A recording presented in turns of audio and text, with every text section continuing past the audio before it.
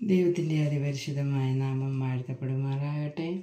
ഇന്ന് പൽക്കാലം നമുക്ക് ചിന്തിക്കുവാൻ വേണ്ടി ദൈവം തരുന്ന തിരുവചനം 2 യോഹന്നാൻ 1 അധ്യായത്തിൻ്റെ 7 വചനത്തിൽ ഇങ്ങനെ പറയുകയാണ്, ചിലരെ നാം സൂക്ഷിക്കണം. ആരെയാണ് നാം സൂക്ഷിക്കേണ്ടതെന്ന് അവിടെ പറയുകയാണ്. യേശുക്രിസ്തുവിനെ ജഡത്തിൽ വന്നവൻ എന്ന് സ്വീകരിക്കാത്ത വഞ്ചകന്മാർ പലരും ലോകത്തിലേക്ക് പുറപ്പെട്ടിരിക്കുന്നുവല്ലോ. വഞ്ചകനും എതിർ ക്രിസ്തുവും ഇങ്ങനെയുള്ളവൻ ആകുന്നു.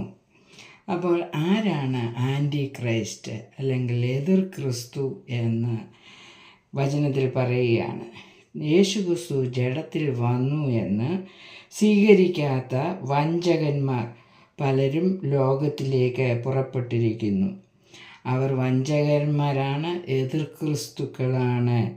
ഇങ്ങനെയുള്ളവൻ ആകുന്നു എതിർ ക്രിസ്തു എന്നവിടെ പറയുകയാണ്. ദൈവത്തിൻ്റെ നാമം വാഴ്ത്തപ്പെടുമാറാകട്ടെ. നാം നമ്മുടെ ജീവിതത്തിൽ